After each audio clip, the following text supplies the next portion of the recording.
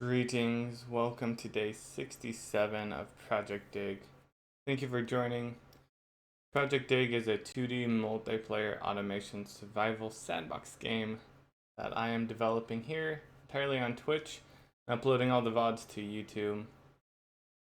Making a custom C++ game engine using these libraries over here you can see, and we're going to be back onto UI scripting today. Surprise!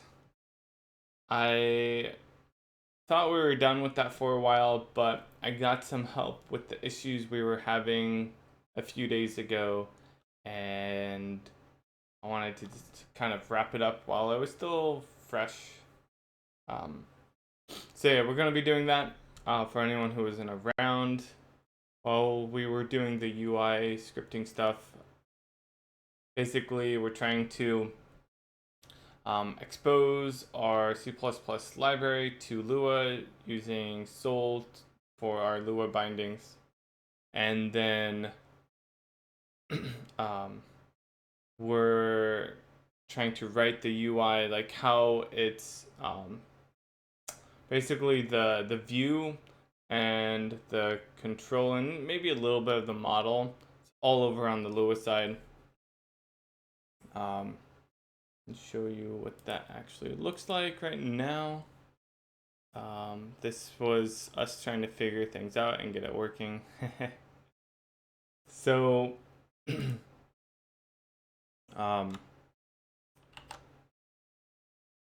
this is Lua's code. I mean, if you can call this code. I wanted to kind of just wrap this up, get our get all the rest of this kind of working, making sure it makes sense, and commit it and move on with our lives. We're having this problem the other day where we're trying to reload our UI, and that was not working at all. I couldn't figure out why. And then I did. Because someone helped me. So, let me see here. Pretty much, what was happening is that if we try to use like this element that we pass in here, or if we try to do something with like calling associate and having a return an object, it wasn't working. It would say, I don't think I have the error message. It would say something about it not being able to index that object, that user type. I had no idea what was going on. And then after talking to the developer of Sol for a little bit, I realized something that I had done. Something that I can't believe I did. Shoulda, I mean, it makes sense. Like, it makes sense. So, yeah, I looked at a lot of possibilities. Basically, what it came down to is that, and I made this change while talking to the developer and testing things out. But it's really simple. All I did, what I was doing is passing in the Lua state to the UI manager. You're only human, thanks. I was passing in the Lua state to the UI manager because I was just using like the same Lua state for everything. And then I decided to switch over to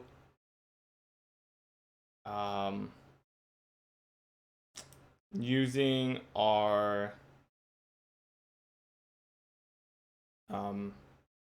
like a specific Lua state for the UI. So yeah, the UI has its own Lua state. Everything is maintained within that. And then I forgot to update this. So basically we need that. This is the change that I needed to make. Or actually, and one more change. I guess it's not saved. Oh, I accidentally committed it. Whoops. Which is that the UI manager should be using the like UI global state, or yeah, the UI Lua state instead of the main Lua state. And so it was looking really weird because everything would kind of work except whenever I would try to suddenly use, so like it would reload. So let's see here. We first load up the UI with the UI Lua state, and that everything worked. Everything was working fine. And then we would try to do a hot reload. And the hot reload would use the other UI state. Lua state. And so it would be able to initialize things well, but anytime the UI tried to do something to use the Lua state, it would then use the UI Lua state, not the like other Lua state. And so it would then break because we were using the other Lua state to initialize that UI. So yeah, the fix was to just make it so that we actually properly initialize or recreate the UI with our UI Lua state. Yeah. My hair is being annoying. Yeah, so that was quite lame. We wasted several hours trying to figure that out. Oh well. So I want to actually go through and clean things up in the UI. So how we ended up figuring this out is the developer, I think he goes by the PhD, he suggested that I try to call load twice and see if that works. So this actually, like this would, so load is what's being called to load the UI, and so it's like, well, that's basically what we're doing with our watch. And so if we, and I think, oh yeah, I accidentally committed that here. We don't want that. That was me testing things out. So I created the view, I deleted just to make sure it was cleaned up, and then we created it again. And that worked. And I was like, okay, that's kind of weird.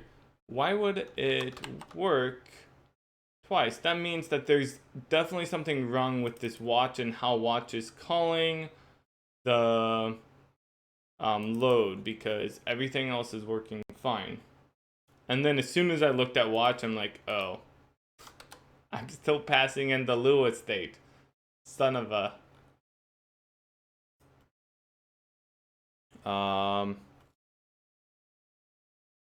Yeah, I think I did this too. Yeah, I did a lot of changes I did not actually want to commit. That was a mistake.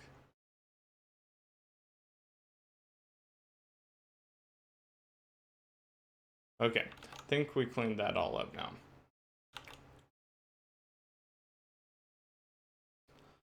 So we need to finish going through and adding in this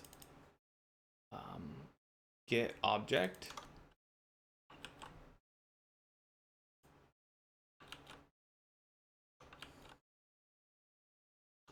Well, and I'm really thinking I should probably just make this be a macro. I don't know, like it's kind of silly that I have to do this for everyone.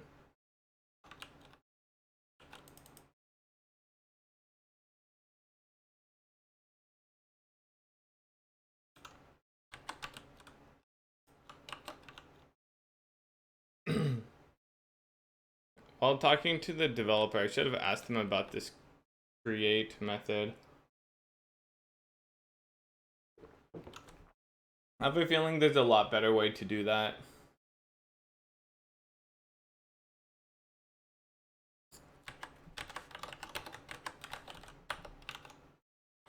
So that's really what I need. And then we need to go to, actually maybe I'll go through, let's do this. let's here we'll do it like that. We'll put that off, and then let's close everything but that. So then we can have a list of exactly which ones we need to update.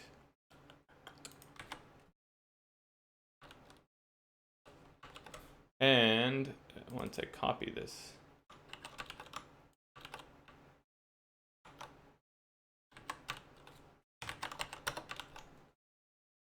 object, I wonder if I should, yeah, whatever. So what this get object does is it will properly get the type. So whenever we call like associate or add, and actually I need to update these, we are returning an element pointer. So basically, yeah, anytime we return an element pointer, we need, and we're expecting Lua to be calling that, we need to actually return a sole object, which is the get, like a wrapper around that element pointer, because it doesn't know the type. And so we need to be able to tell it which type of object it is. If we return it as an element pointer, it just thinks it's an element user type. But if we create the sole object as the type that it actually is, like a bar, then it will properly identify it as a user type.bar. We'll finish the rest later. I don't think I really changed that.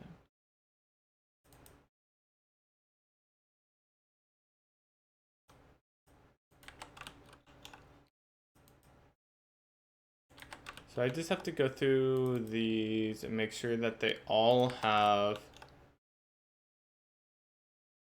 a get object.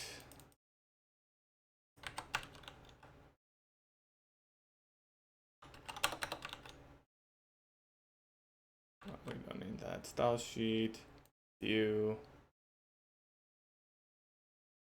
I was thinking about making a macro for this. Maybe I really should.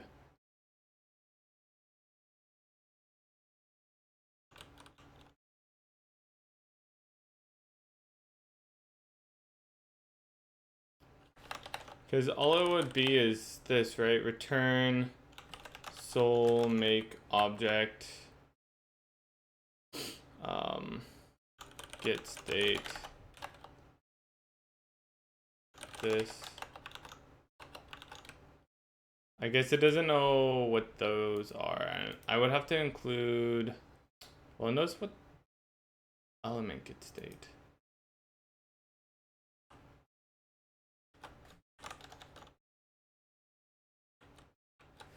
Need UI get state.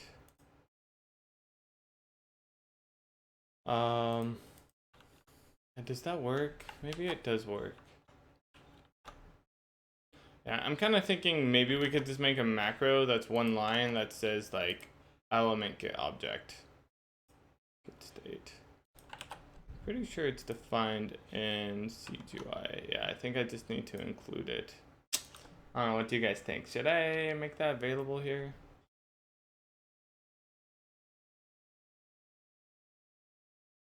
I think I am going to.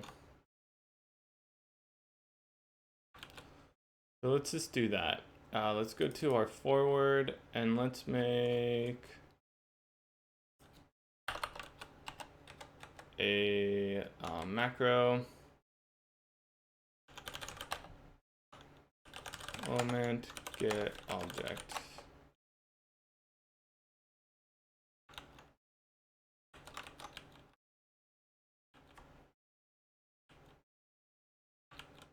Should be able to just do that.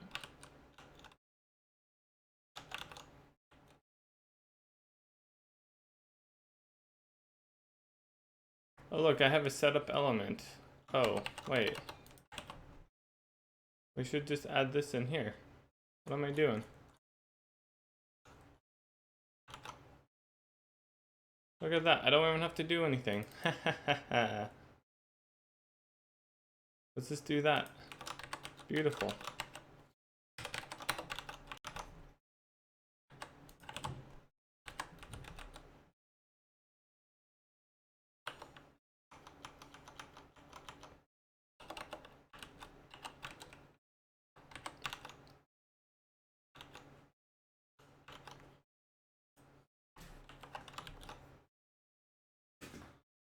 Man, I'm hot.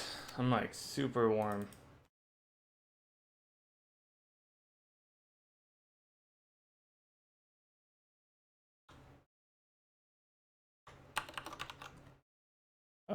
This is one place where it doesn't quite work. Because I can't say it's being overridden. Maybe what I'll do is specifically set up this one then.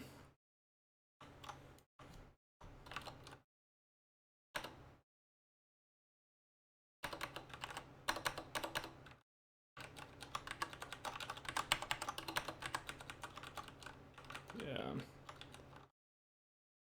I'm like, there must be a better way to do this.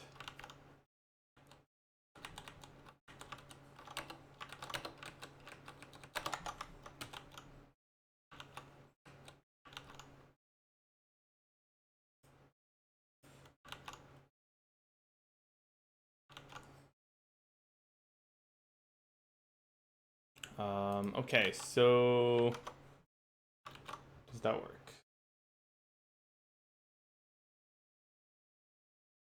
Hey, Bacon, what's up?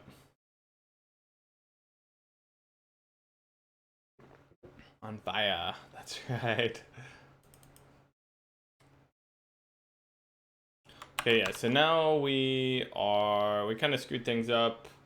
Let's actually go through. I think I should be able to just take all of these except for element.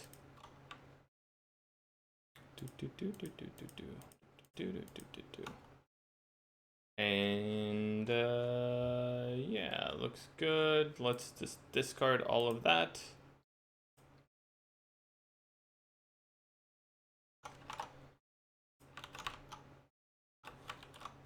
Try it once more.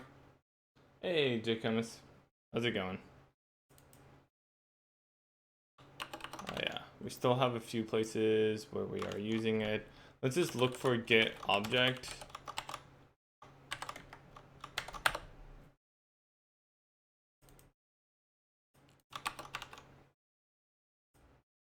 That's fine.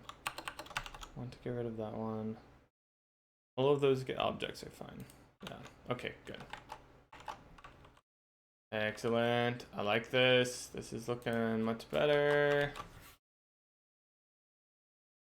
How's it going for you? It's good, it's good. We actually are kind of making progress on this now. So it says get state is not a member of the UI. Yeah, I think now what I need to do is go into element.h and I need to, so we need to say that this is actually using Sol, unfortunately. And also I need to, this isn't so bad, just UI state.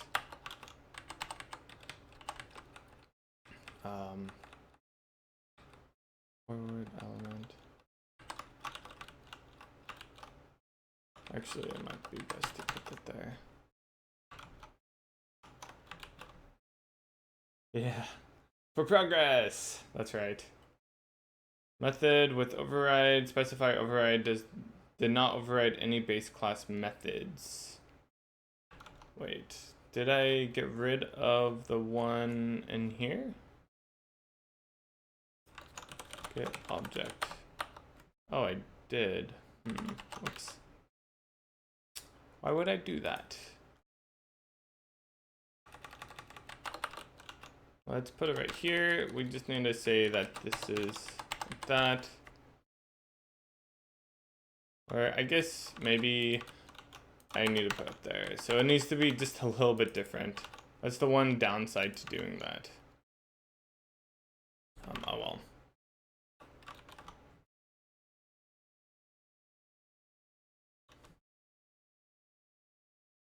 Nice. So that compiles. Excellent. Okay, so before we recompile everything, let's go ahead and also make it so that we are returning. So all of these right here need to be returning an element pointer and also get element. And I think that's it. So let's open that file up in here, element group. Oh, whoops, no, that's not gonna work. Okay, I'm gonna do it like that. Okay, great. And then we'll replace that one as well. We need to go to the CVP side of things, element group.cvp, and create, that's fine. There we go. I think that's all. Looks good, except for that right there, right? Wait, what's going on there? Looks like the indentation just got a little messed up.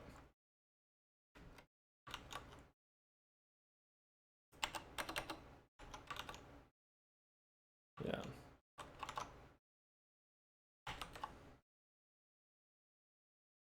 My progress was impeded yesterday when I got home because Windows wasn't telling me that I had a major update that was needed, so I started it and it took all night. Oh man, that sucks. Windows. Yeah. I really dislike Windows and their whole updating thing. They're like super aggressive. They're like, hey, just to let you know, we're going to be updating soon.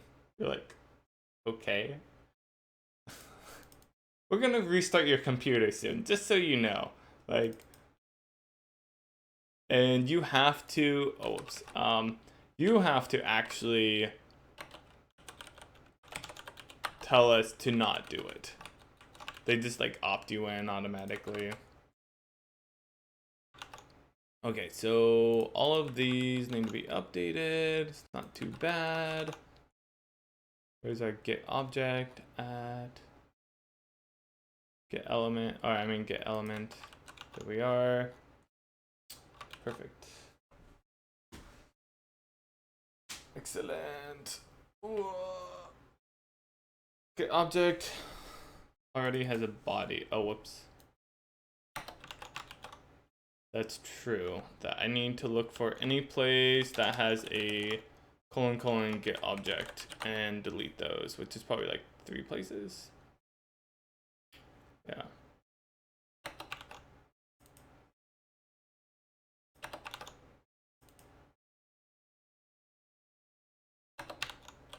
Okay. So I think now we can try to compile everything. The fact that Windows updates require a restart is nonsense. Yeah.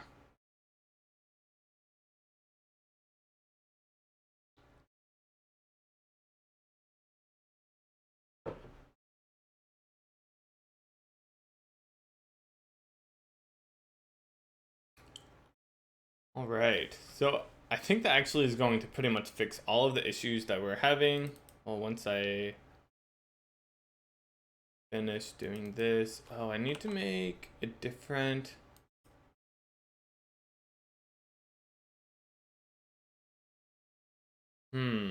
Get element. That's not being overridden right now.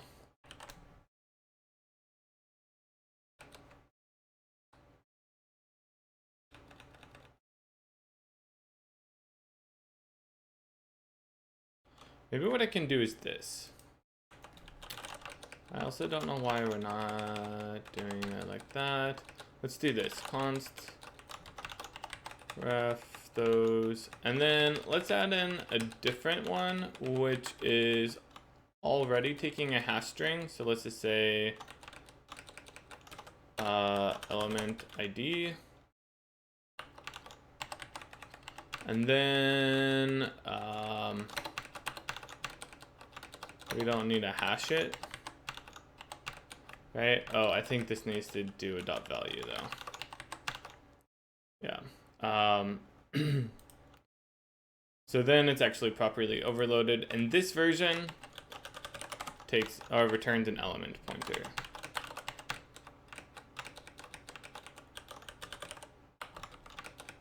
Okay, I like it. This needs to be element ID.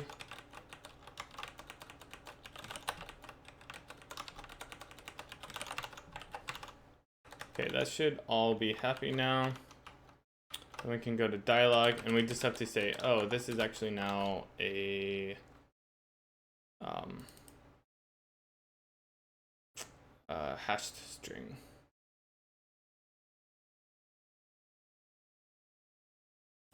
Whoops.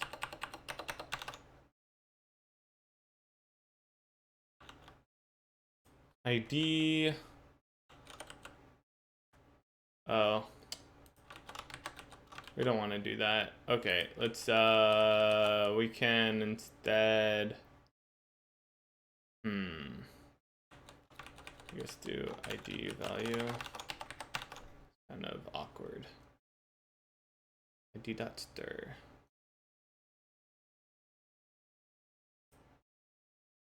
That's actually wrong.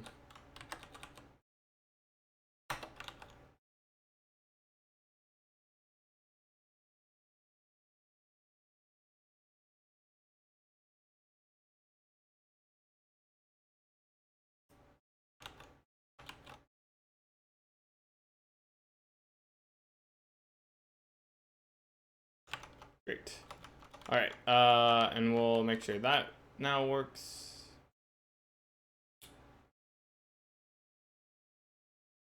Excellent. Let's go ahead and build.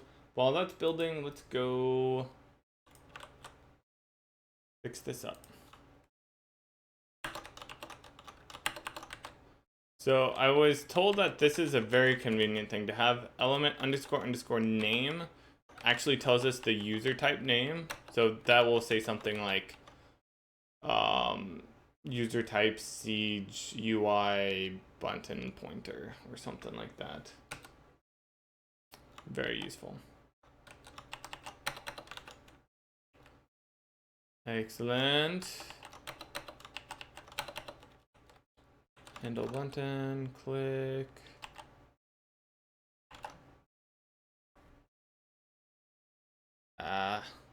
What's going on now? Oh.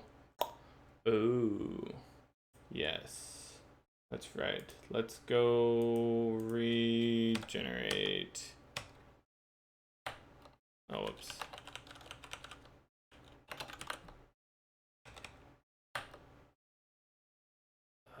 Hash string element group.h. But I exposed hashed string, right?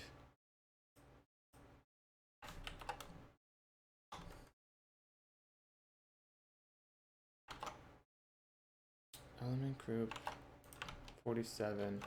I think that's this. Yeah, I actually don't want to expose that anyways. I didn't mean to.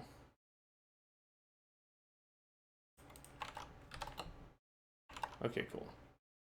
So let's try that now. Yeah, since it's returning an element pointer, we don't want to expose that one because we want Lua to be using this version.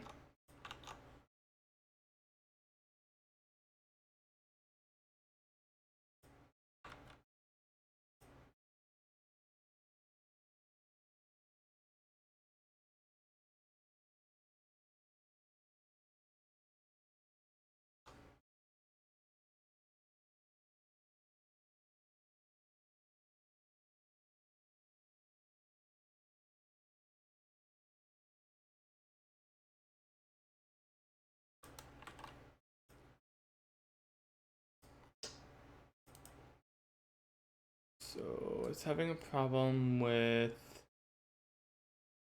this. Which one specifically? Sole object.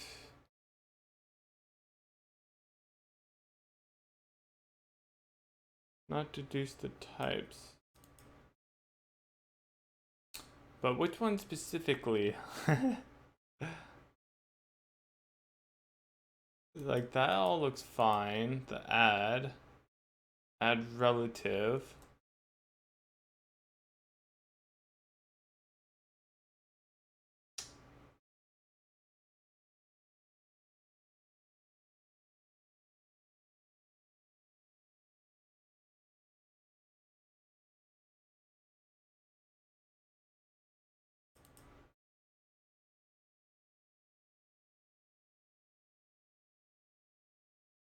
Yeah.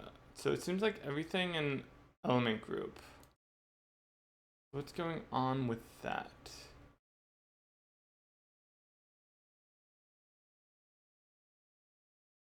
Could not deduce template argument for args. Const string ref.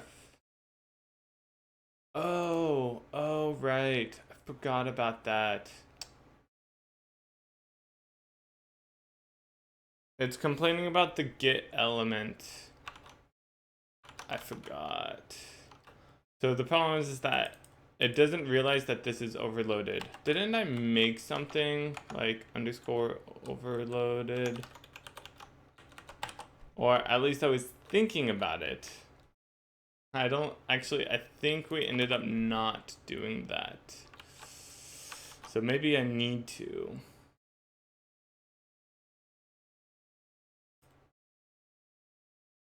Yeah, I remember starting to make that, and then I think I stopped because I decided I didn't actually need it.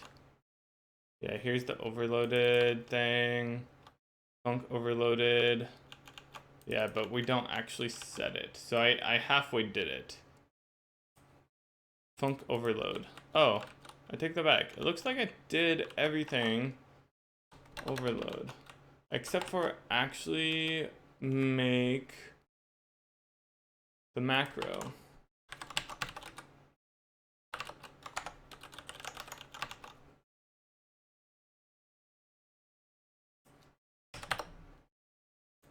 Let's go look at that now. So our get element is not working correctly.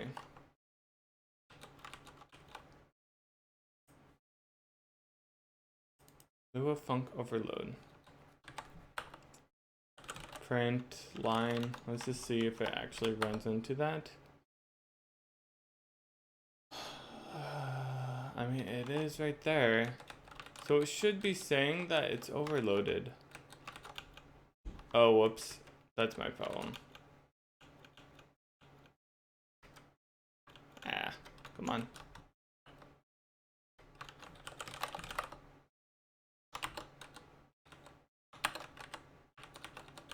Overloaded. There we go. There we are. So now we can tell Lua that it's overloaded so that way it properly handles it. I mean, honestly, there's probably better ways to go about doing this. Like, people were talking about that AST parsing. AST, like C++ AST parser. I don't know. Library to parse and work with the C++ AST. That sounds very nice. CPPAST.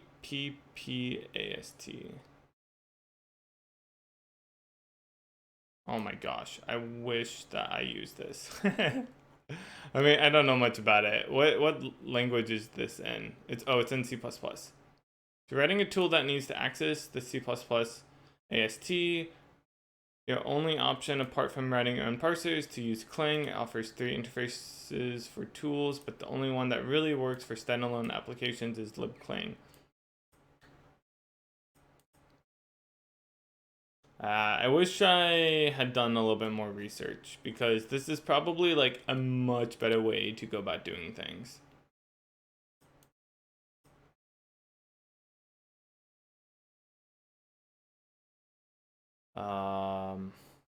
I don't know if this is the actual library I would want. I'd like to see like, oh, here's an example. Here's definition. print entity. So this, how does this open it up? Like print AST. So is this a file? Parse file. Libclang compile. Yeah, I probably should have used libclang. I think I didn't understand exactly how things were working. Yeah. Mistakes were made. Okay, let's compile. So don't do what I did and make your own parser that's like super hacky and bad that took several days. Instead, use something that is existing.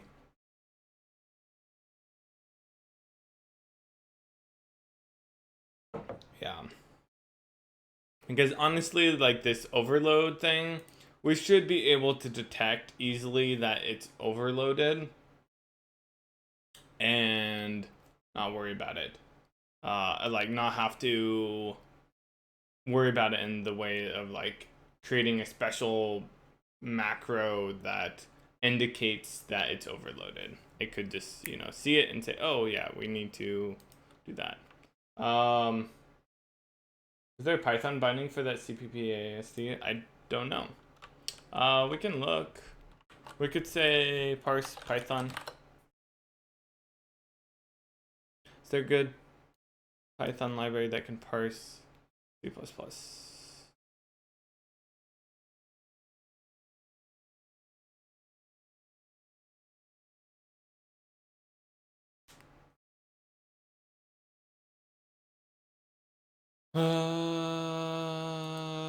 Py, GCC, XML, GC, IC, that's only C though. Gonna be missing a lot of features.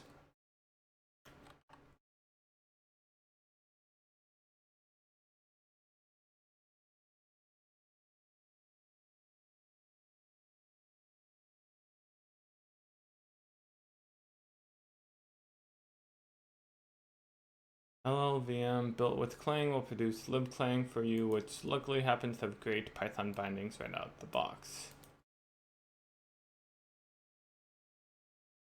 Doesn't sound like there's Python bindings for this.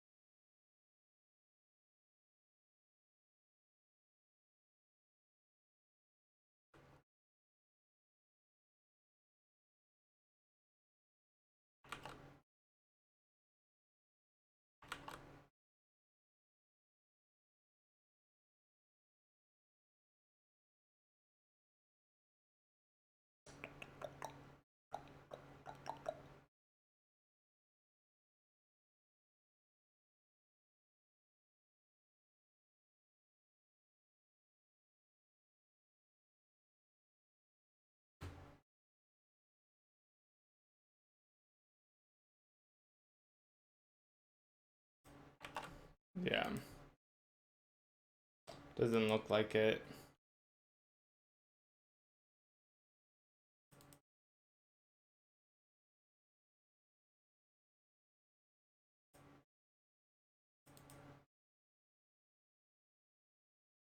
What is it complaining about in here?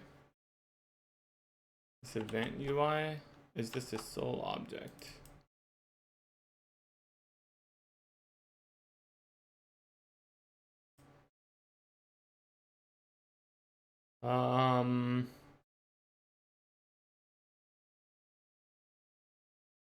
These are the same. So what is it saying? Function does not take 13 arguments. Oh, it's overloaded. Whoops. I think I needed to do that.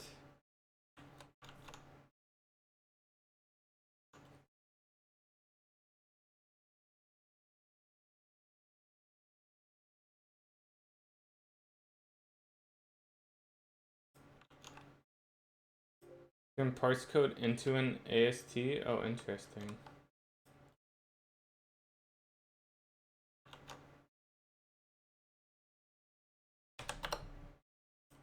Okay. So this should now, yeah, say it's overloaded. Good.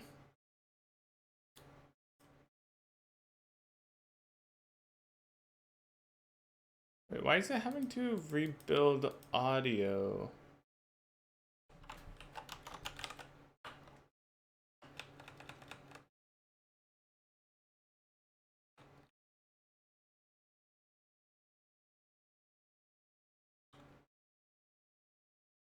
Oh, it's because I changed the event.h. Ah.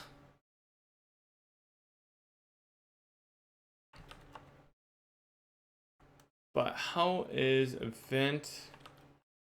Yeah, I really need to figure this out better. Like why would it determine that it needs to rebuild this? Is it because like I use event in here or something? Like where is my event.h? What is that? Huh. It's bind / event.h. Edit label and forward. Scroll list.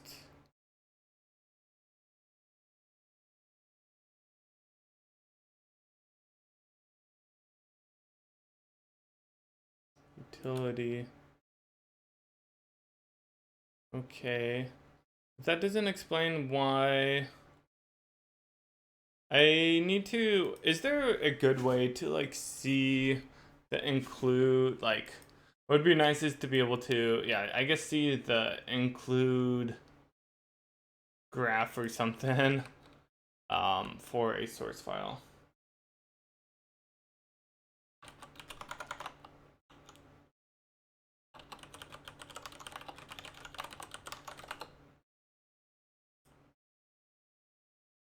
Oxygen.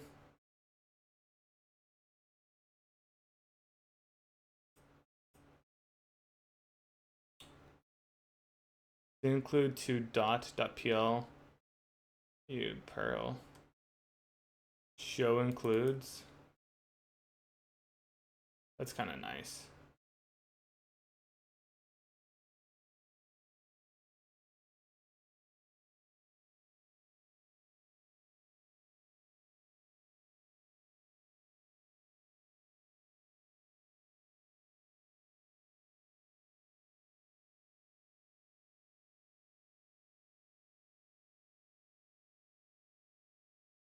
This is a pretty old answer.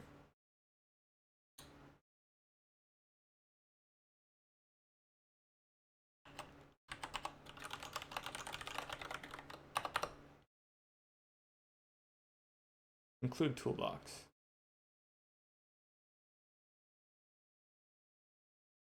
Formatting and pruning.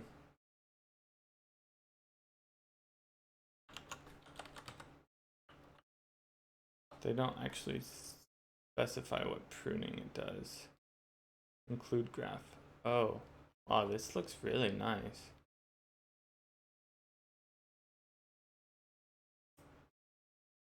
Only 11 rating or reviews. Lots of downloads. Curious if there's other things out there. That seems to be the most popular one.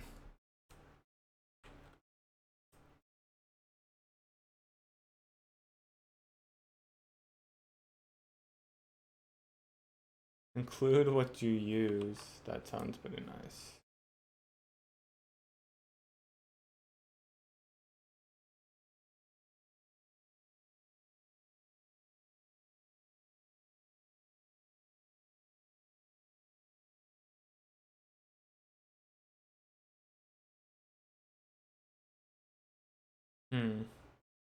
Yeah, maybe we could try that.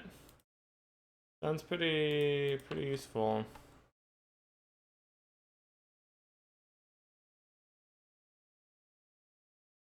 Formatting, path reformatting, sorting.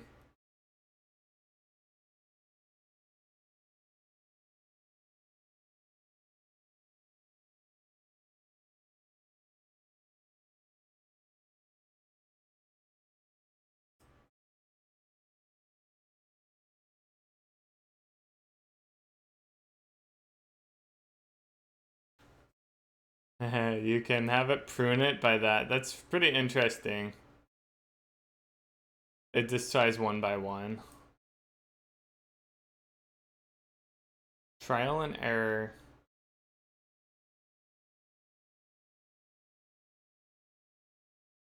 Include what to use.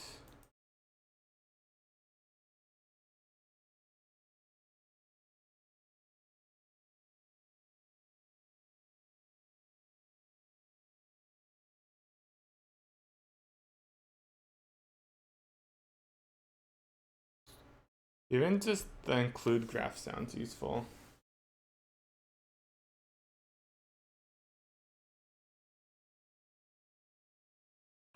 Cool. Yeah, let's try this. Looks promising.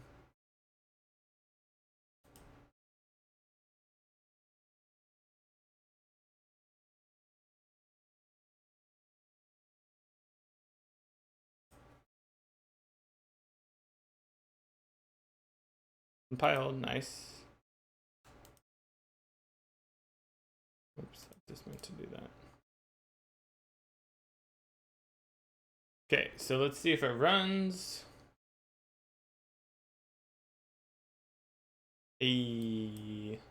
Nice, it works. Excellent. We'll actually leave that open.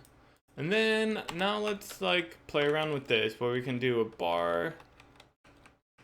We should be able to actually do it like that now. And hey, we got a bar. And it automatically reloaded.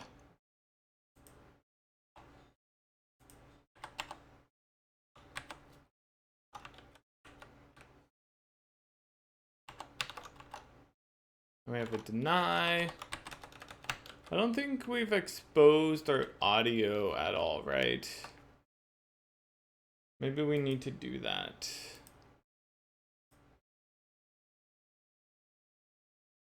I mean, we definitely will need to. It doesn't know what start.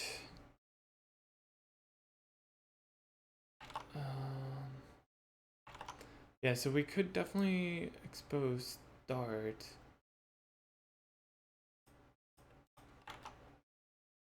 I don't know if it's going to be able to handle that nicely.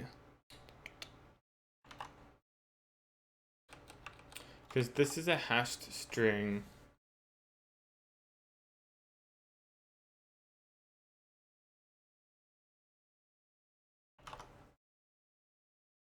I don't know if it can figure out how to do that correctly. Okay, so first of all, we need to change this.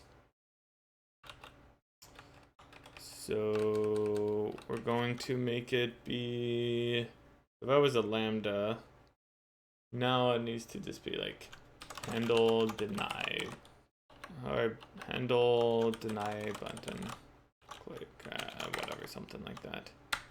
Oh, whoops.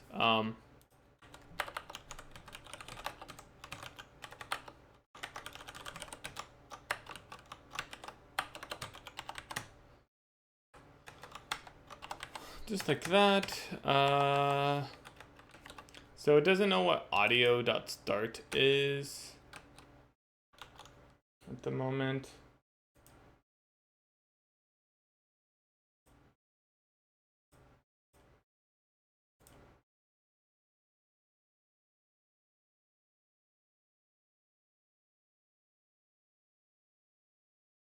We really have to shut down Visual Studio to install that. It seems kind of silly. Can't we just install it from in here? Extensions, manage extensions. Can't I just find it in here? Um,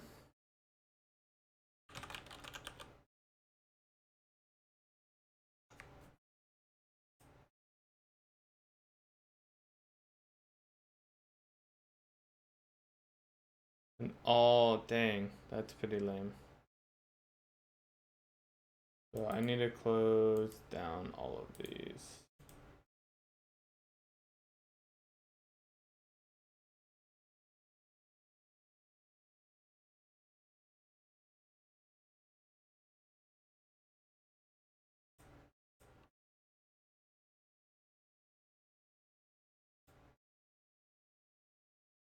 Ah.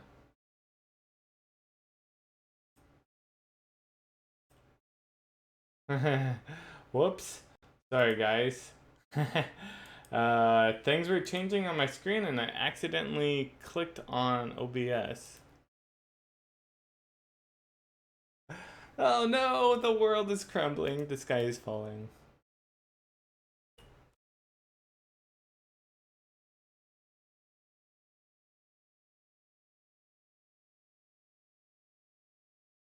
Okay, projectDIG.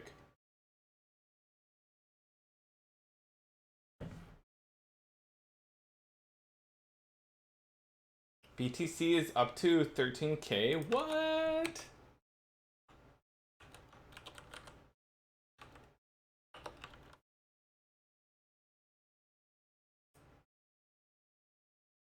Dang, that's crazy.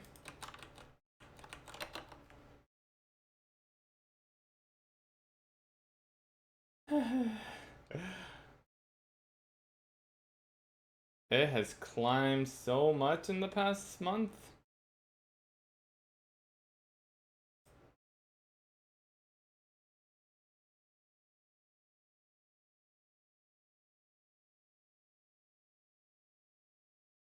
What the heck? That is intense.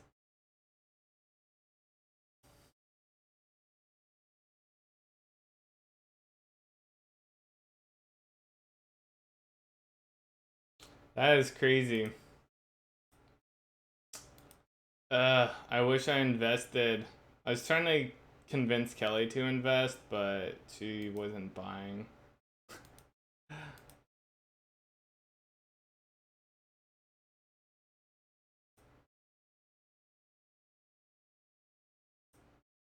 Okay, so let's see here. What can we do? I need to expose this namespace, Lua user type namespace. And let's expose maybe just this start function.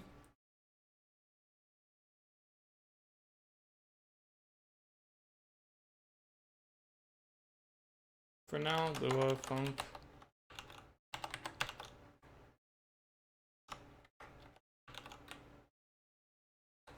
That, no, I don't think I need that. But we do need to say include, not Lua. Lua user types. Yeah, it is Lua. Facebook is making a coin.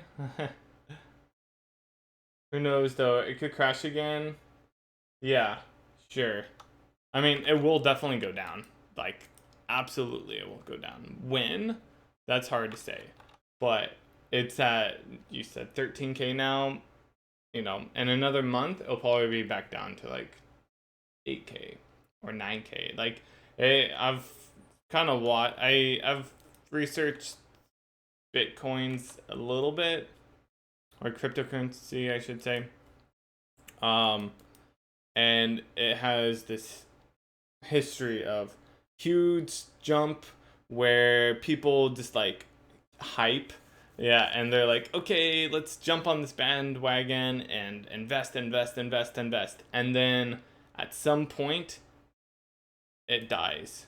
The problem with Bitcoin is that the what is it called again? the size is too small, and so like whenever it crashed last time, like 2 years ago, a year and a half ago, whatever, it was because transactions were taking like a week or two. Do I need to? No. What's the problem here? Failed to find struct or class name.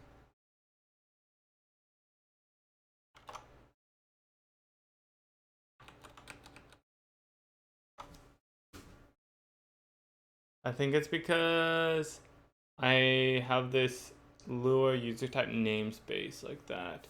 I think in order to make this work, I actually need to do this namespace. Oh, I guess if I do it like that, then I can just do this.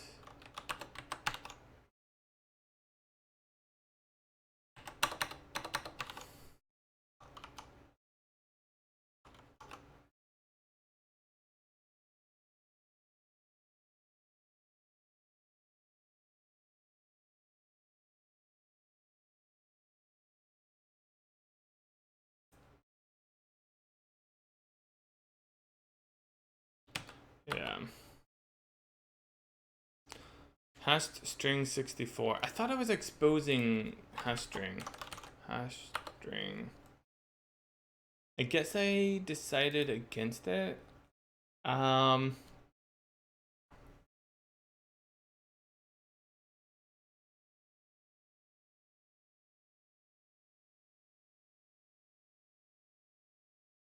don't know how I should do that.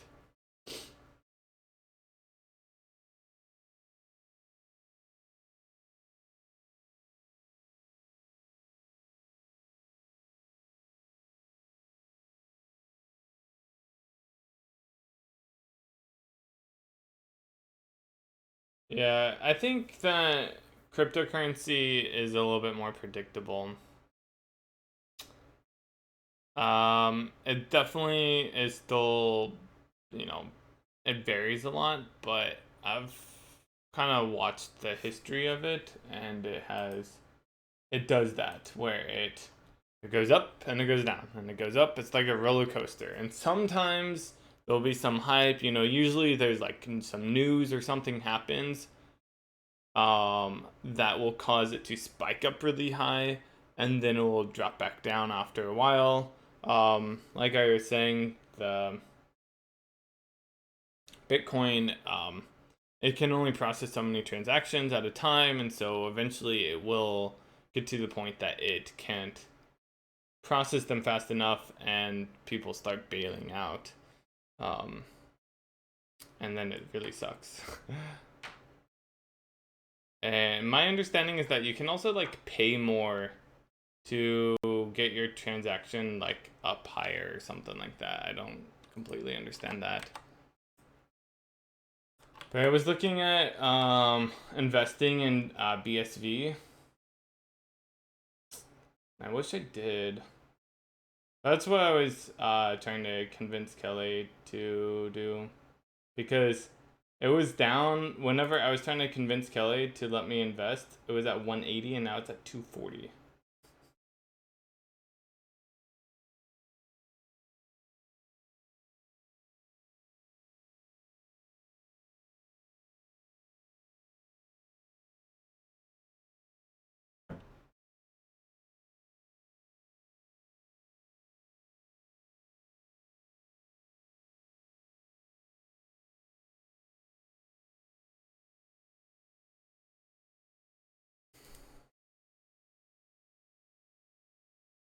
So I need to expose this. I was trying to think of the best way to do that, because I think I'd have to do a create, which kind of is annoying. Is there any way for implicit conversions to happen with this? I'm curious.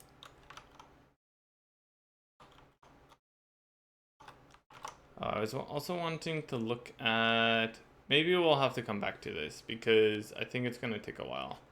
But I was wanting to look at this include graph. View other windows, include graph. View other windows. It's not on here.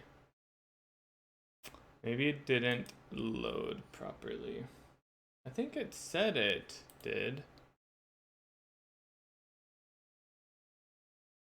Rescan.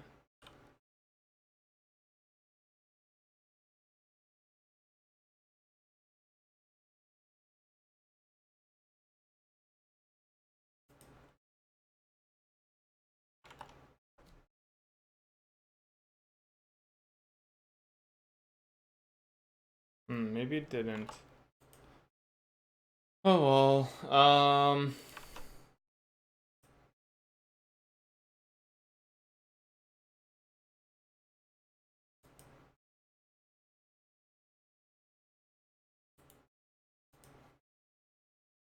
We'll have to add that in later, I think.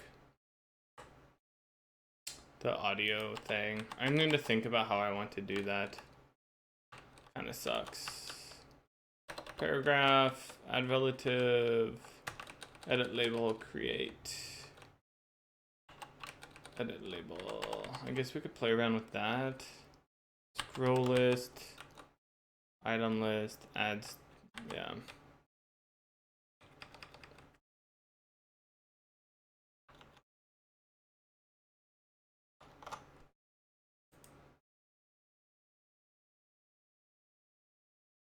Why does hash string 64 need to be exposed to Lua?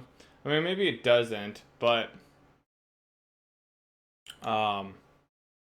if he has, if there is, what is it? If Sol supports implicit conversion, then I actually don't need to do that. We'll see. But audio takes a hash string 64.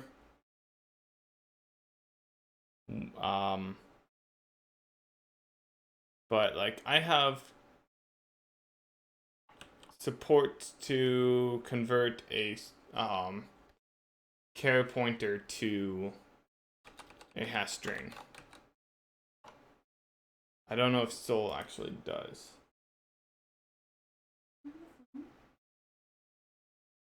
No.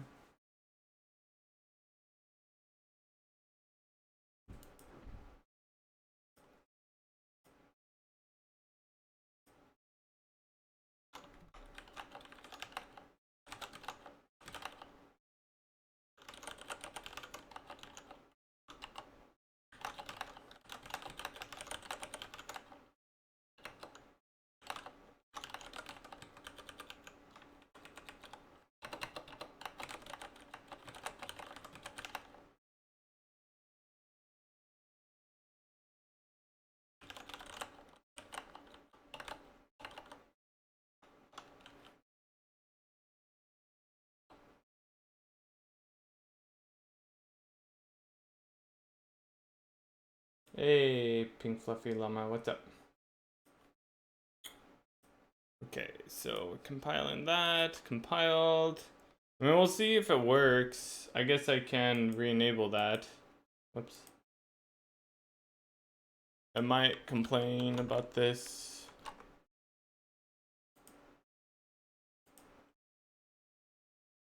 What is that about?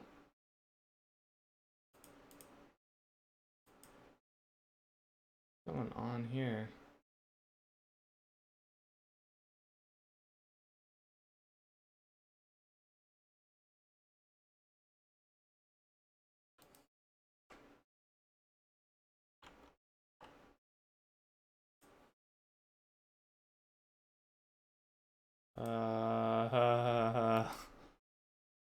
Is it because I tried to reload while I was getting started? No.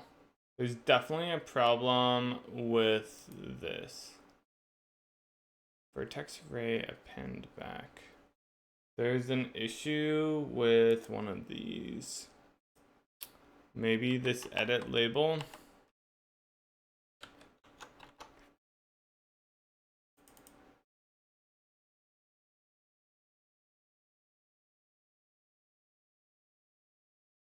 Yeah, it looks like edit label, update, style, create expanded area.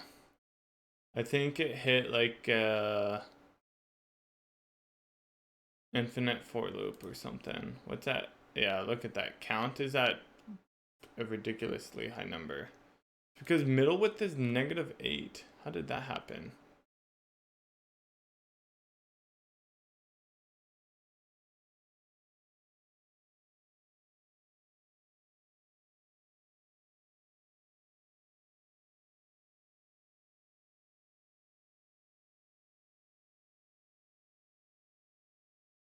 The entire area width is 0? Okay.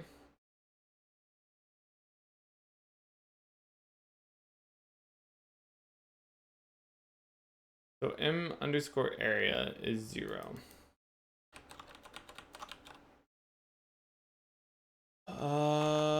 But I set it in here, right? Or no, it's not being set. Edit label. I should determine it in here, I think, area. M underscore area. Text.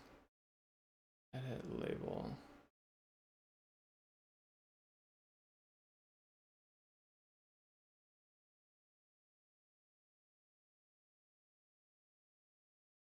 Wait, where's the area being set?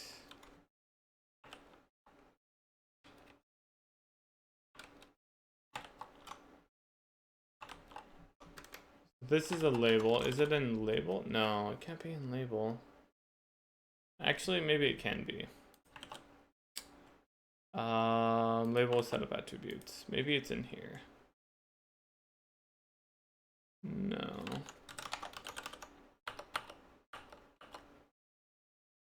Oh, we call recalculate size,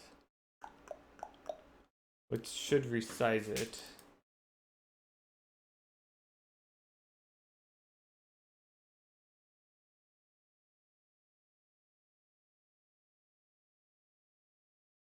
Update style.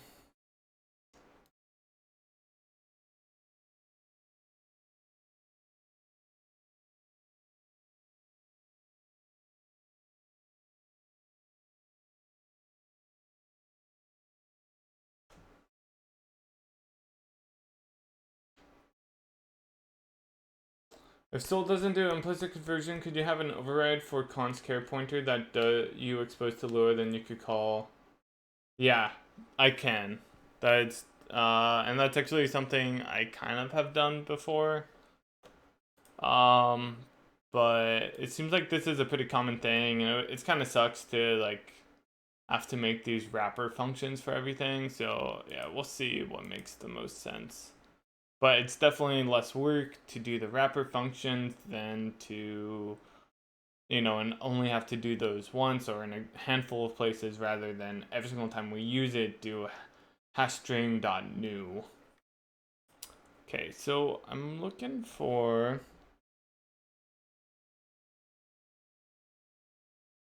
Wait, it suddenly worked. Oh, it's because I commented it out. Whoops. Let's save it now that. Here we go. Edit label. So we're called into here. Wait.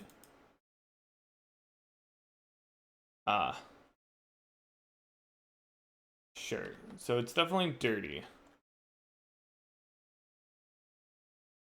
Yes, it's very, very dirty.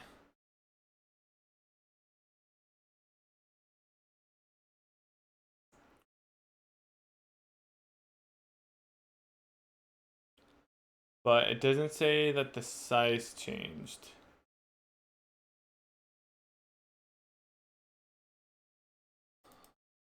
Size. Wait. What is the size is 0? Don't we have a size for it? Maybe that's the problem.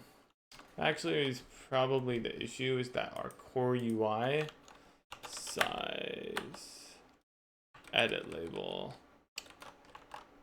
It should be set to 148.24, which is probably what we had. I think that's our real issue.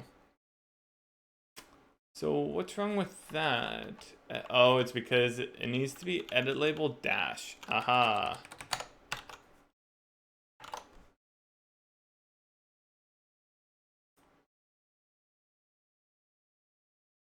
I decided for my game that I'm going to do a 2.5D like Stardew Valley. But I may not go for pixel art. Cool. Like, can you remind me what your gameplay is going to be like? Oh, we broke. We're broken. Immediate. Vertex shader. It sounds like we don't have the vertex shader initialized for our carrot. Oh yeah, I think I forgot to set the fragment shader stuff. Vertex shader and fragment shader.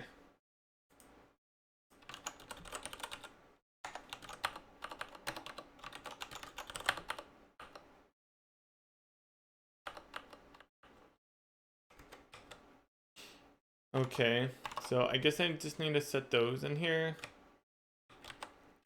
I mean, honestly, I probably will just get rid of this stuff, right?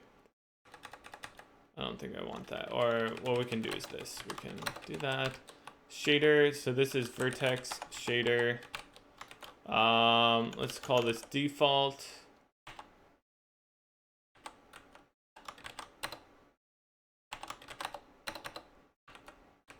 And what is it? It's it should be, I don't know. And we have to be using the shader somewhere else, right?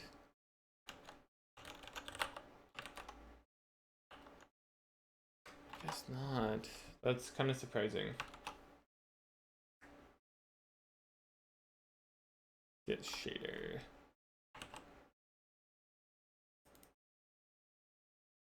Trying to remember. Let's look at this.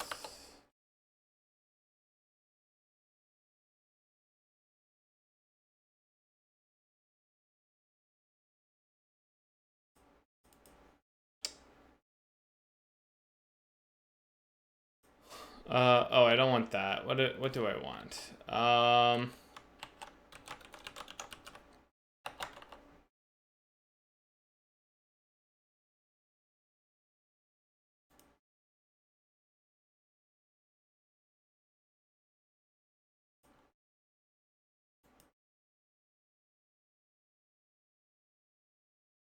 That shader. I don't remember how I use this. Do I?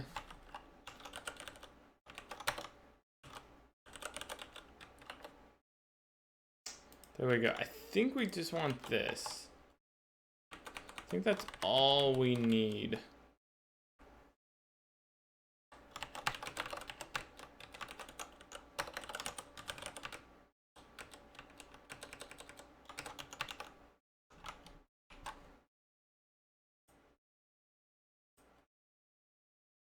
Okay, let's restart.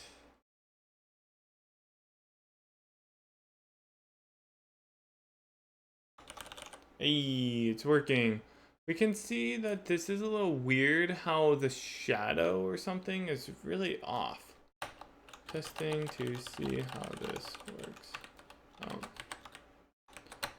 We can't, it doesn't have scrolling or whatever. Okay, so it looks like that's off. I noticed that up here, but I never fixed it.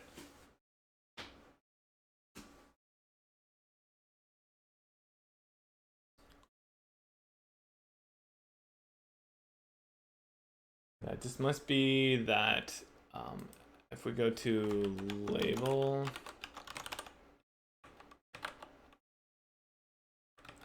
shadow offset is probably completely off. Or maybe it's not being set whatsoever. No, there it is. Shadow offset is 0.5. Must be used for something else. Because I'm pretty sure I just want it to be 1.1. Hey, look at that. See, now it works. This is still weird. Again, this is probably just that our styling is off. Not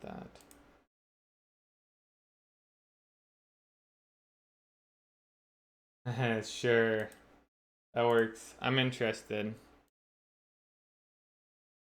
Okay, so that is wrong. But hey, we got this working now. Oh, it looks like our select is not working either. So there's a lot of issues. Yeah, I should have... I had changed many things inside of our style sheet, but then I kind of scrapped all of that stuff whenever we actually moved it to Lua. And I thought it was okay, but I kind of forgot how many changes I had actually made. Got a font color. So yeah, like our caret is not working right. Caret. I don't know why. We probably added in some new things or something like that. So if we go to edit label and look at our caret, maybe we can find. There's a caret offset.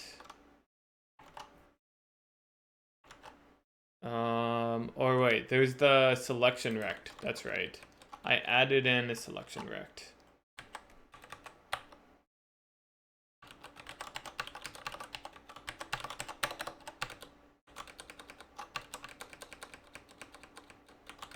Which is a pixel rect. And I don't remember what it is or was. What we would need to do to find that is go back to several days. Working on maybe here. Looking for UI manager. Not in there. Here we go.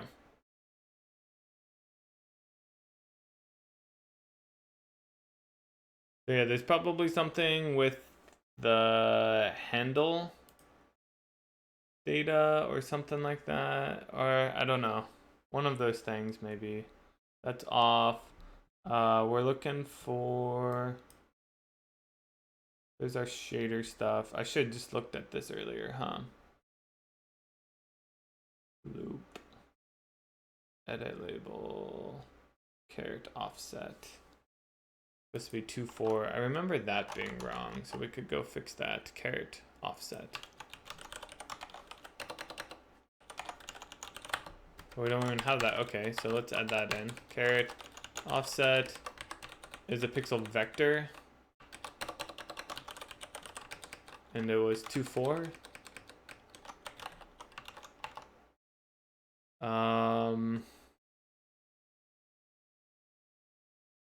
Oh look, here's a text offset as well, which we had it at 4.6.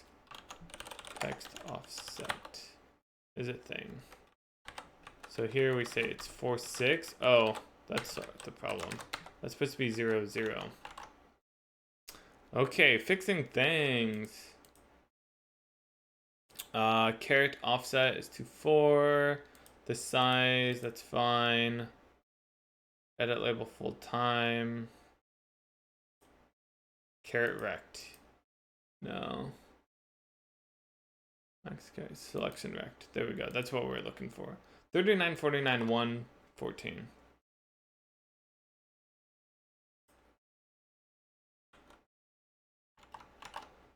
So it's actually this. Selection rect. But this was this 39.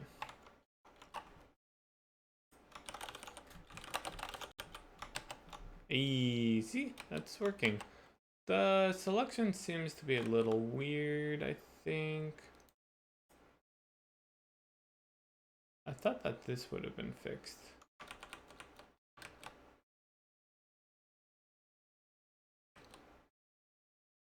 Yeah, but it seems a little off. Like it seems lower than it should be. The caret, maybe? Caret offset. Pretty sure it said 2.4.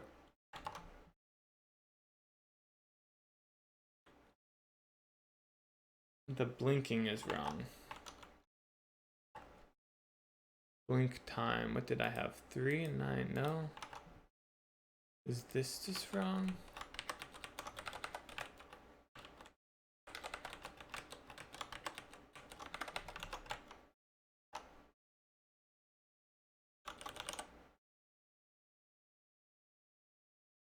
Huh.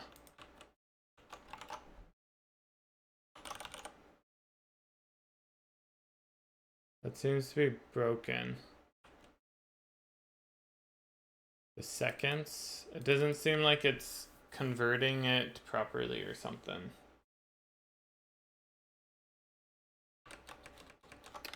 I need to look at that at some point.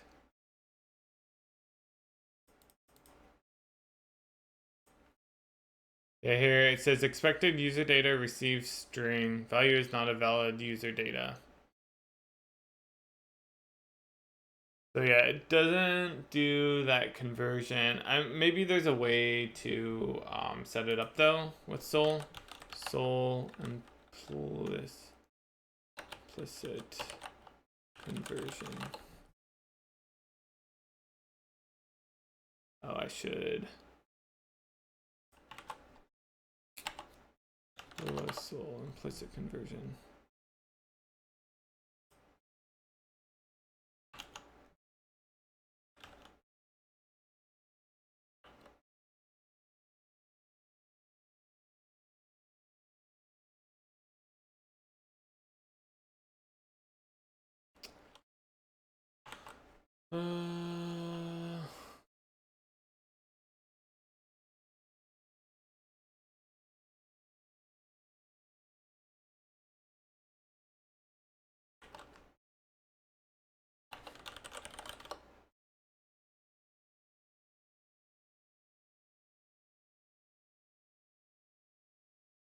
I am not seeing anything for that.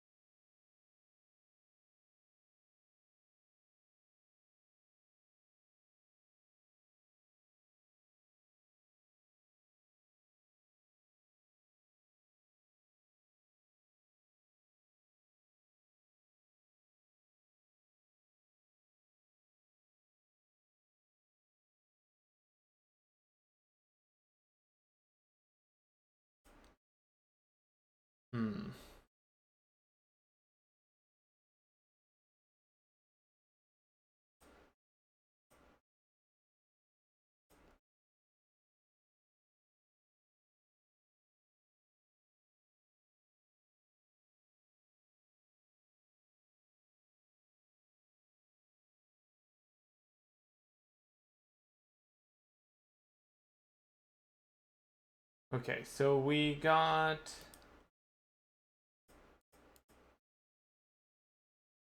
some of this working.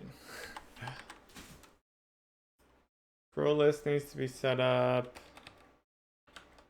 Oh, I guess I could play around with that too.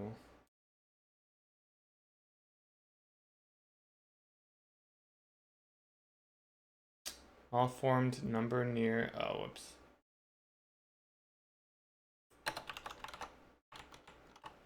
I think if it fails to load the first time, then it won't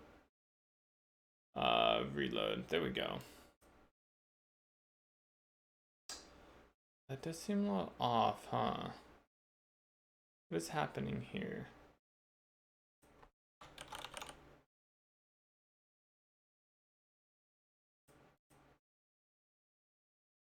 Alright, the text is being pushed up. Did have that text offset that I changed. It was at what, 5.2? Or is it 2.5?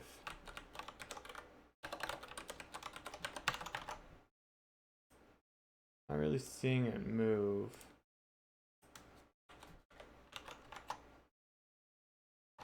Yeah, it should be affecting that, the text offset, or maybe it's not whenever we have a paragraph.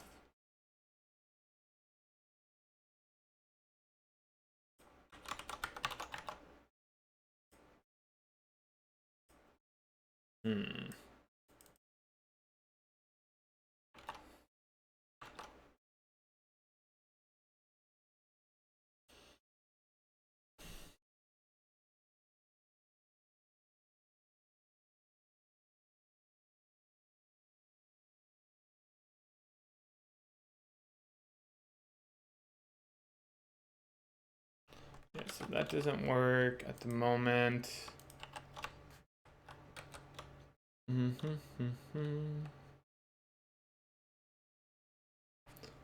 It'd be good to figure out the model.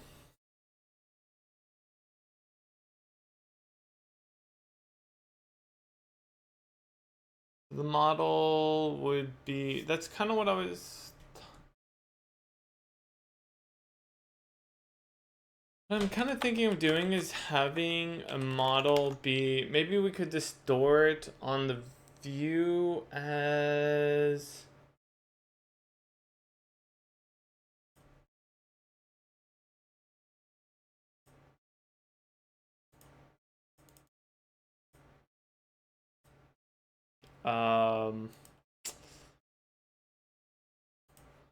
just a soul table.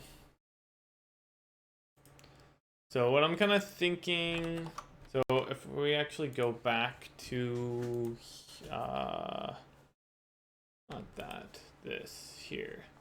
We have our view, our controller, and the model. So what I'd like to do is be able to preserve the model between the updates or reloads. So anything that is stored that we want to be persisted would go in the view model.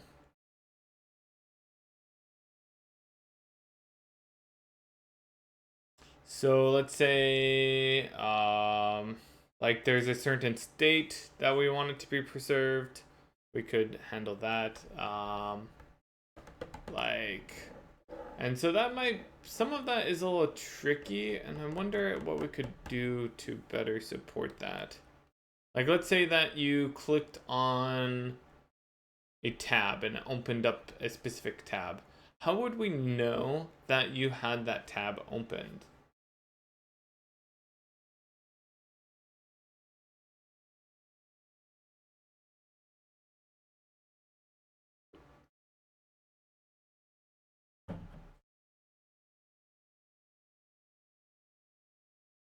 Thinking.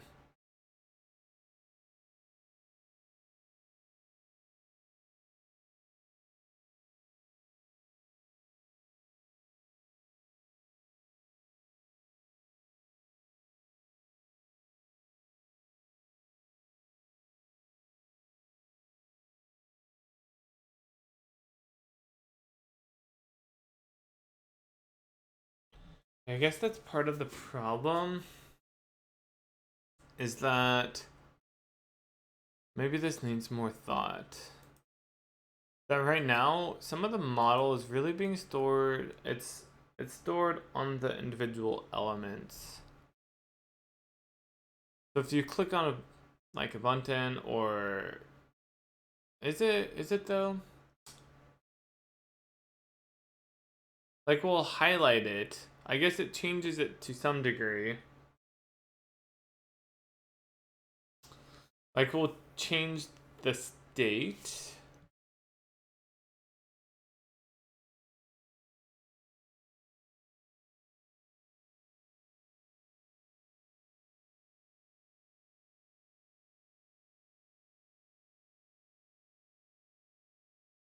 I think it's called the state. The class of the element.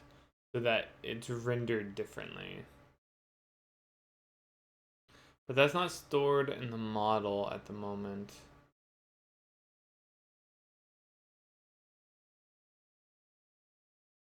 I'm just trying to see if I can come up with a nice, like, you know, solution that allows us to store the state of the UI, so that way whenever we are testing things and reloading it over and over and over again, we don't have to set things back up.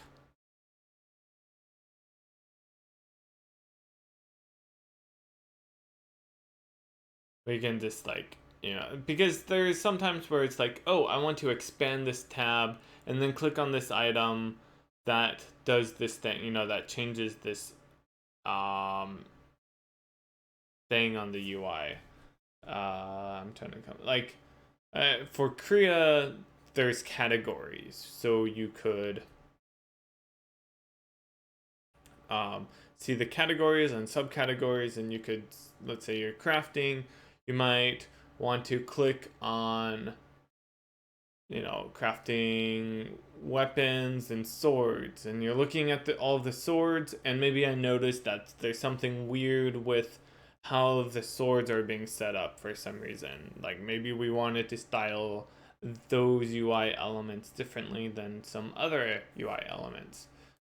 So that category is special. If we're trying to fix that or like play around with it, then every single time we save and reload, it's going to reset to whatever the default, you know, initial state is for that UI, which maybe is something completely else, meaning that we have to go click on our weapons category and swords subcategory, and maybe we have to scroll some, and you know, it takes like a few seconds to do. It's not that big of a deal, but it means that we have to actually go into the game and give focus to the game. And it's so nice to be able to just like be typing away, save, and you know, maybe we have this off to the side, and so we have the game over here, and we just save, we see it change, we're like, okay, that looks better but not quite right, you know, make another change, save it, and see that change, and we don't have to ever go into the game. And that's what we would like to have.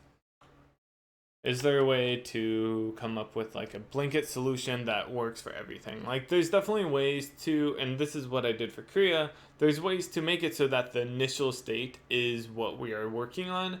It's just, it means that there's some scaffolding that we have to set up to do that, and then we have to tear it down whenever we're done working on whatever aspect of the UI that we are trying to implement. And yeah, it would just be nice to not have to worry about that scaffolding whatsoever, because our model is being persisted between reloads.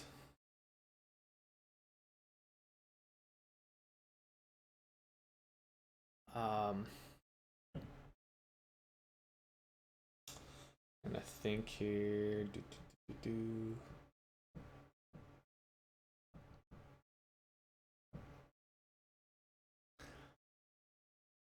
So one thing I could do is definitely like, and this could be somewhat separate. This is, I guess, to some degree, this is really more about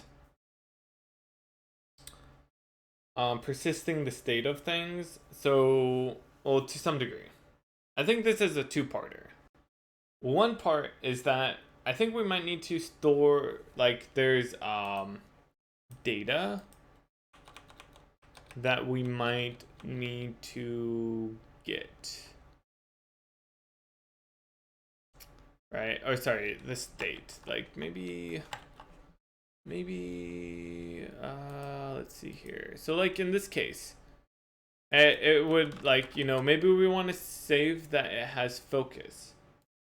So while we were working on this, let's say that, you know, we're testing this out. We want to see how this looks while we have this test, like this highlighted. If we are playing around with that and we change it, So we can move this over here. If we change it, so I don't know, whatever we want to do, like let's say we want more padding. When we change it and save it, it didn't change. What's going on?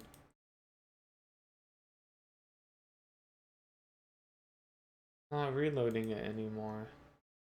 Oh, whoops. Expected near local. Oh, that's because expected near local.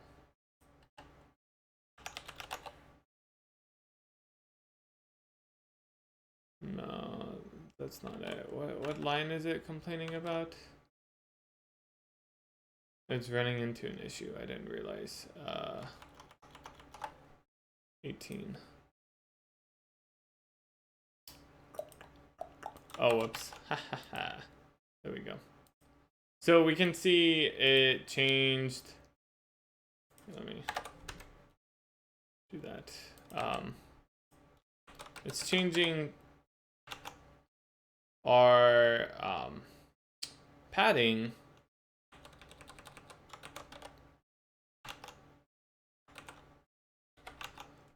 But it also got rid of the text that we typed in and this other stuff. Like if we're actually changing the UI, or sorry, the UIS, we're looking at maybe we wanted to change the edit label disabled. Maybe we want to add in a new thing where the edit label has a red color normally.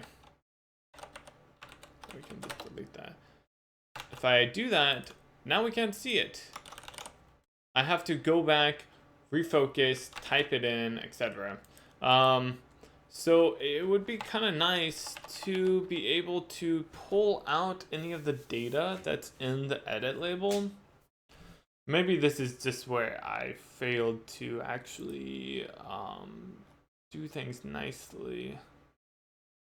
Like, where is it getting? So we have, yeah, like on our label, we have a set text, right?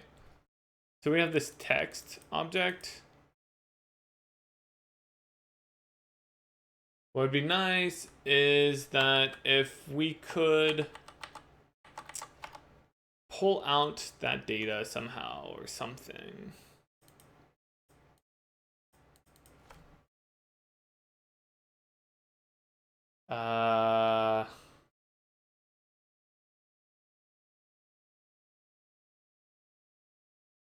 So this is definitely possible.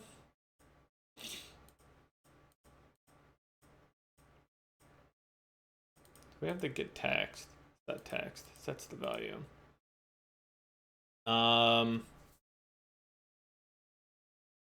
So what we just want to do is, I think this actually might work. So if we go through all of our elements, we go through our element tree in our view, and for every single element, we have two different functions. We have a function that is a get model and a function that is a get, or maybe it's save model and load model or something like that. And it has a table. And then we could have that be inserted. So it could actually be a, if we look at the model, it's the model of everything. So it would look kind of like, I mean, kind of like this, except for it'd be much more involved where we might have, so maybe what we could do is look at this. So like we have the main one, which is the, like, so we would have the main thing.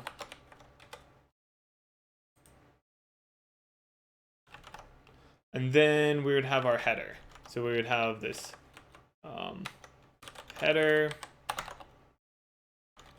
that is equal to another table. And then inside of the header, we have added in this hello button. And I don't know if we can actually use the ID specifically because I don't think that they have to be unique. I don't know about that. I might need to look at that. So yeah, we could say, oh, hello has a table. And then maybe in here we might have like the class that is set to nothing because we don't have it. And so this would be, that would be set based off of the,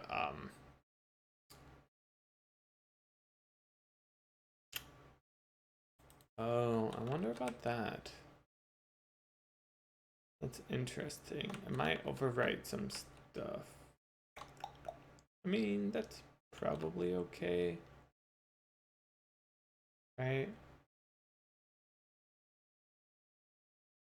Yeah, I think that's okay. So we could save the text, which would be, in this case, greetings. If we clicked on the button, it would be it works.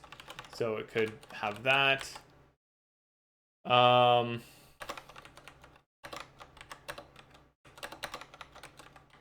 What else? It could have the state if we really wanted it to be like that, maybe. I don't know if state makes sense because that's kind of harder. Because that's like, are you hovering over it or not? Hey, Summit. How's it going? So I don't know about state. That's like a question mark there. Do we actually want to preserve the state? Most of the other stuff is set through other means, so I don't think we'd want to do that.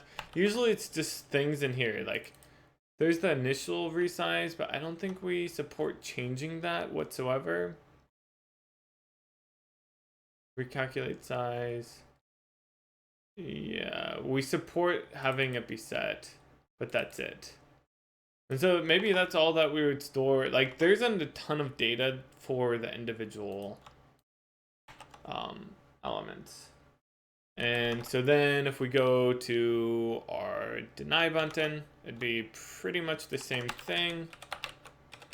We'd say, okay, this is deny. It doesn't have a class. Its text is deny. It doesn't, let's just get rid of the state for that. And then we have our, let's just jump to this test edit label. The class, maybe, I don't know if you click on it, does that change anything? I'm not sure. So this has a lot of data. Checks the current character position, the overflow is starting from on the left. So we actually would need to save a lot of this. Because, yeah, the edit label is very complicated compared to, like, everything else. So it would actually need to know, yep, I think probably all of this. Like, maybe we don't actually care about the caret timer.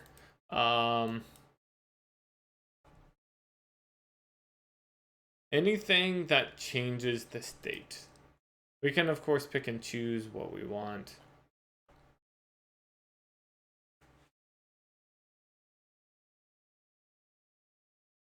So yeah, we would have it save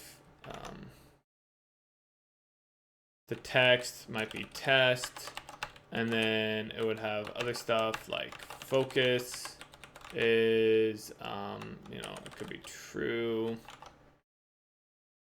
or I guess it wouldn't be like that.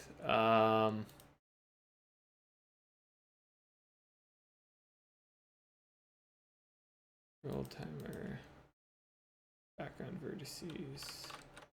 Yeah, some of the stuff we don't need to save. Overflow length, overflow index. You know, we would definitely need to save like the caret position.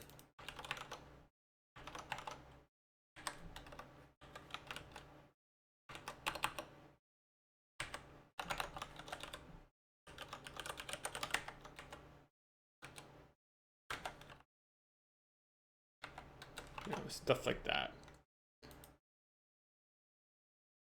and so on. I don't know. There's a lot of data in here. I don't know actually how much we need to preserve.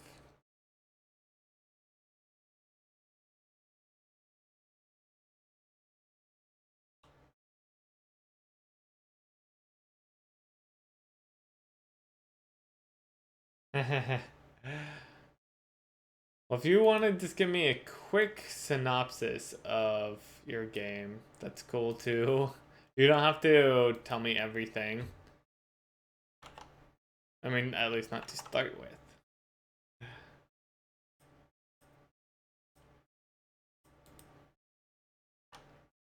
Yeah, so I think this illustrates the idea I had. So this, again, like we would have another thing in here, which we haven't actually used yet, but it's the content.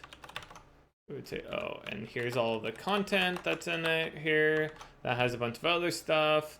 And so it would create this huge tree of all of the elements. And then and so we would have one thing that creates this where it's like adding in the elements, and then we would have another function, the load model or load data or whatever I want to call it, which would basically parse this. It would say, okay, hey, we have this head, like look for the header element object in here and then try to get this. So this doesn't work when we change the name of our elements, but honestly that hardly ever happens. If you restructure it so that it's dramatically different, then that also will not work. So like if we said, oh, let's actually move our test edit label down into our content, suddenly now all of the state is lost because we don't have that in there. If we flattened it, then it could technically work, but that would also make it harder. We would have to have every single name in the entire UI to be unique, which maybe is okay. I'm not sure. Maybe that would be best to do.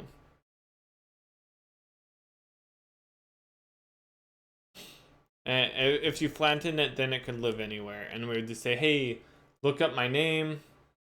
Yeah, actually, I kind of like that. Maybe we would flatten it. So instead of doing it like this, we would just do it like this. And then also we could always, yeah, I guess, yeah, something like this.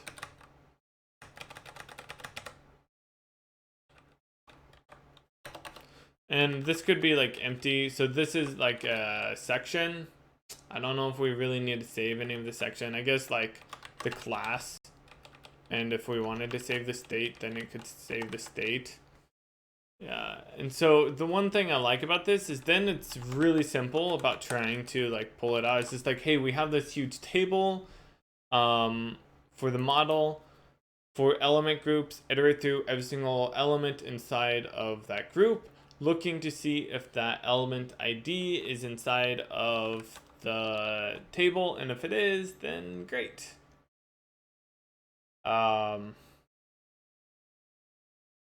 Yeah, I think that works. I don't know. I could see it being the other way. Like, yeah. I think that this is fine though. And then each element type, like button or label, edit label, bar, all of those can have their data that is saved and loaded. Yeah. So that's great. And then we can have an actual model that contains all of the data.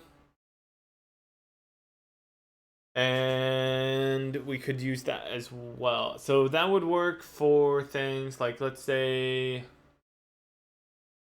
we are working on some like crafting UI where we have you have to like take one item from your inventory and drop it into like an item slot on some other UI, and then it will, you know, be able to perform some action on that item. And let's say that we are, you know, testing that out. We might want to make it so that it, you know, has the item that we have actually placed in it, and make sure that's working. So we could store in the model and the view model which item we have placed in there, so that way whenever it loads up, it can just see, oh hey, we already have an item here, this is what it is. We just have to make sure that whenever it initializes things, that it's actually displaying it all properly. Yeah. So cool, I think that will all work. It does mean that we have some more stuff that we need to do with our UI though. Specifically, that extra set font path. Yeah, and also I guess that's another thing I would maybe need to add in support for is there are some customizable element attributes that I might need to have. Edit label. Does this have any? Customize. The resources are technically customizable. I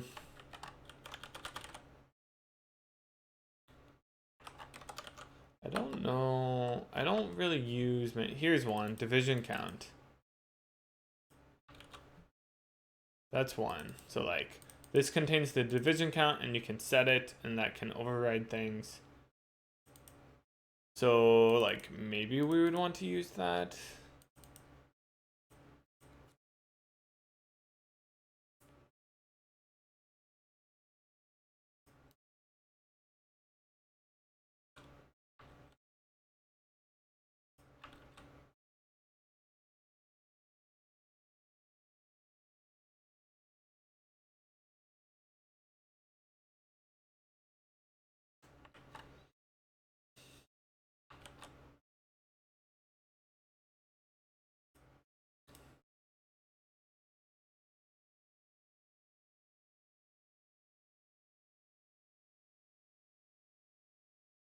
I'm just thinking here.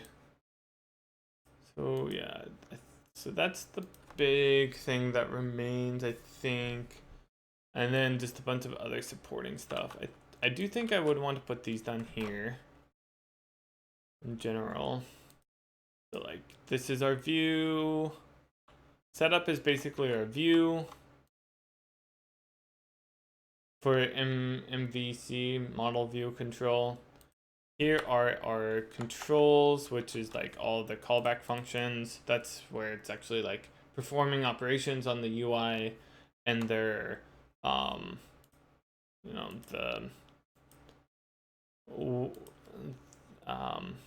their actions. What do they do whenever you click a button, or maybe hover over something or scroll on it or whatever.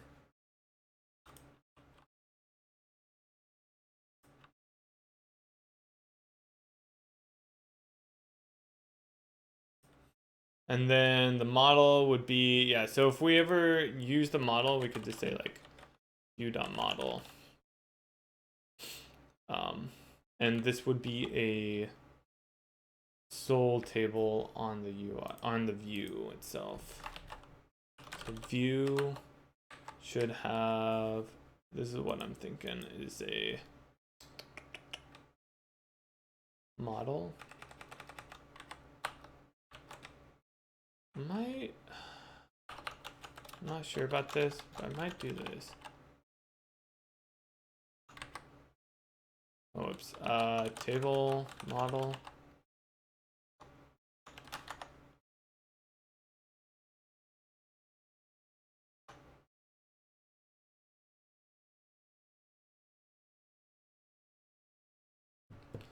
I guess I could technically make it be a, wait, how does that work again? The property, Lua, user types, var. What's the var name? That's true.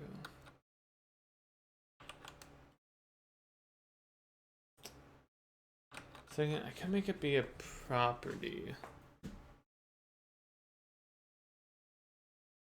But yeah, Lua var, sold table, model, just something like that.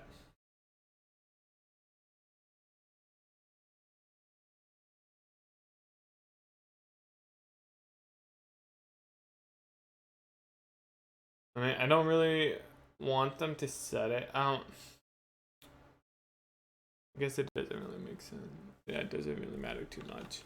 I'm not sure about this yet. But something like that would work for now. So then everything can be stored inside of here. So if we wanted to, you know, this is a table, so we could say, hey, I want to get the like the current item, then that could give us like some prefab ID or whatever. Local prefab item, prefab ID, or whatever. And then maybe we would want to use that for something, or, you know, whatever. Maybe we would want to actually say prefab. I think there's like a get function, so we could say item prefab.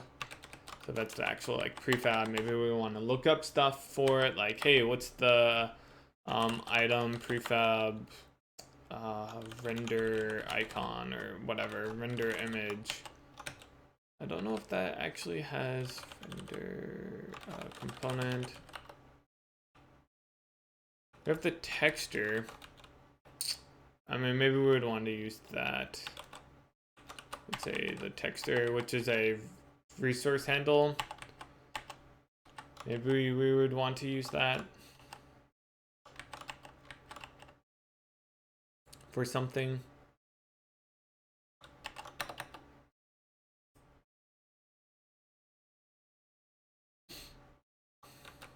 Yeah. Anyways, so that's kind of what I'm thinking for that.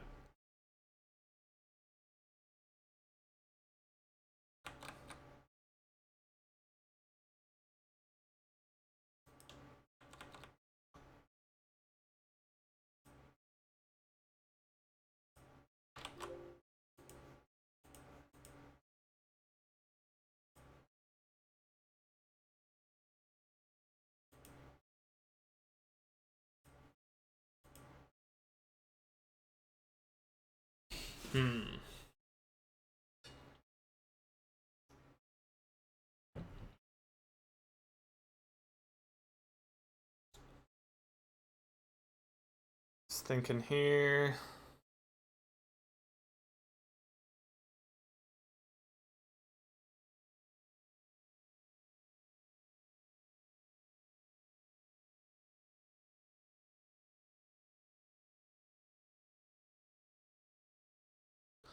Trying to decide if I want to do that now or not. The whole model support, kind of a lot of work actually. Maybe we'll make a note of that. I think I kind of want to move on from scripting support. Like, really, scripting support's done. I guess there's more work to be done on the UI hot reloading, right? That's really what it is. So I'm gonna say that for now we at least have like the scripting support done. But let's go to user interface and add in some comments in here, which just says what? Font outlining.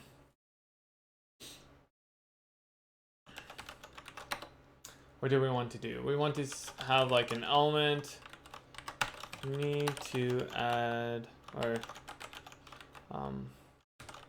hot reloading could be improved by supporting by, maybe I'll say, preserving the model, the view model. as well as the model, or I don't know, the state of all of the objects. The data of all of the elements. And get, or what I want to say, like save. I think I already have a state element.h state, right? Set state, save state. So I don't really want to call it that.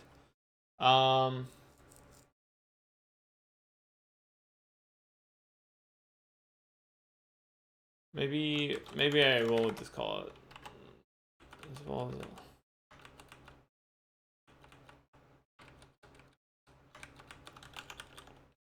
So like save model, sol table, and a, oh, and I think I can put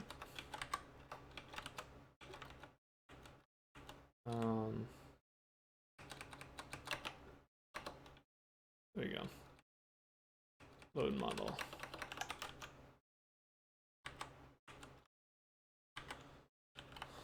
Yeah. Okay, how do I stop it? I don't want to do this anymore.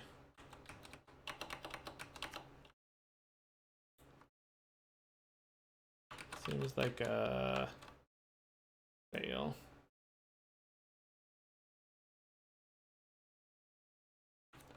Is there no way to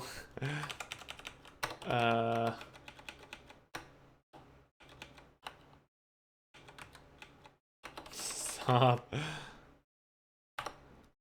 Let me free.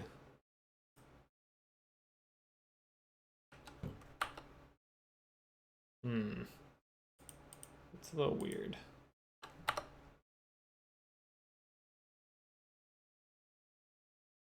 Yeah, so I think we're pretty much done with the like UI scripting stuff. It's more now about supporting like hot reloading. So it's kind of different. There's a lot of stuff like, yeah, a lot of this engine is about kind of just like getting things to a point where they're working, so that way we can add in more stuff that's kind of working, so we can add in more stuff that's kind of working, and we're just kind of, yeah, getting the foundation laid, so that way we can start building on top of stuff. And as we actually begin to do that, we can go back to all of this and really start filling it out. Because like there might be some other features that we need from the user interface that we don't know yet. Or stuff with like animation support, or yeah, whatever. Like there's a lot of stuff in here that we'll just have to figure out over time. Like our multiplayer. We're good in there though. I think pretty soon we could start like messing around with like a tile map. And like, well, one thing we need to actually add in support for is a physics system. So we can actually have things like moving and falling down. And then we can start like working on a tile map. And then at we start getting to the point where we could actually have a character, you know, this concept of like a player that we could control. Yeah, we're getting there. Anyways, I'm gonna call it a stream there. It's kind of a shorter stream today. But yeah, thank you guys for joining. I appreciate it. We'll be back tomorrow with some more development. I'm not completely sure what we're working on yet. But yeah, thank you guys for joining, and I will